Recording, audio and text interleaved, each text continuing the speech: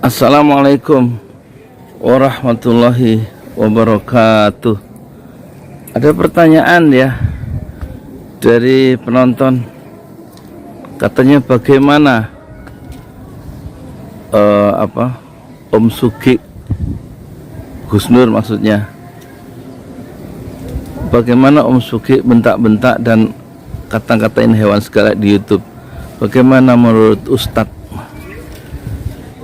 Ini kelihatannya sulit ya, tapi jawabannya mudah dan saya koreksi dulu ya. Saya bukan Ustadz, saya Yudi Pramuko, tukang donat dari Parung, YouTuber tertua di semesta. Dan yang disebut Om Sugi di situ mesti Gus Nur ya, Nur Sugi Raharja.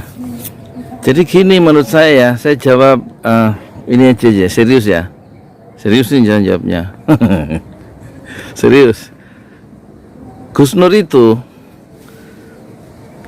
lifestyle-nya seperti itu, ucapannya seperti itu kita bandingkan ya dengan yang bentak-bentak kemarin yang berseragam itu ya, tahu semua lah ya, Banser maksudnya, Ansor atau Banser, yang pakai seragam itu yang bentak-bentak orang tua itu.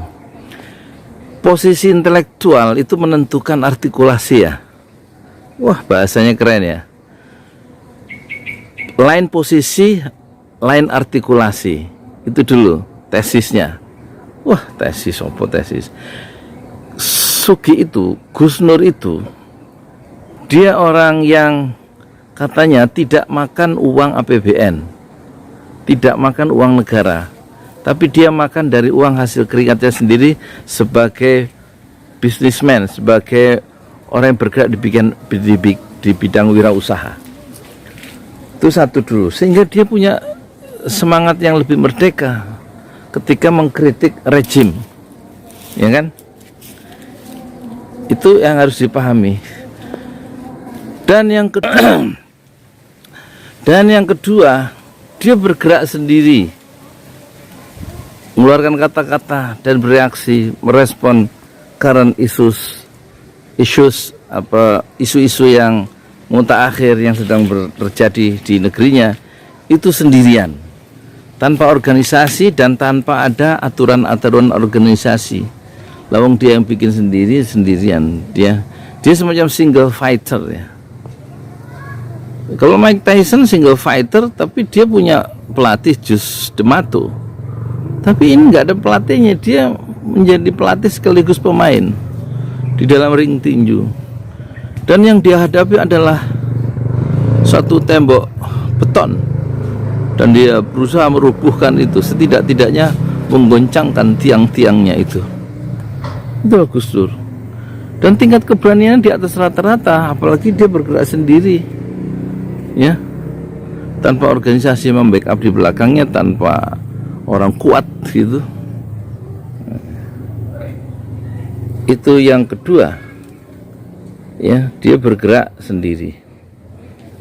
Oleh karena dia bergerak sendiri, maka ucapan-ucapan dia, tanggung jawab dia, ucapan perilaku dia terhadap, termasuk kata-kata hewan yang dia keluarkan, itu tanggung jawab dia pribadi dan tidak ada kaitan dengan organisasi apapun yang di belakang dia. Dan dia memang tidak punya organisasi.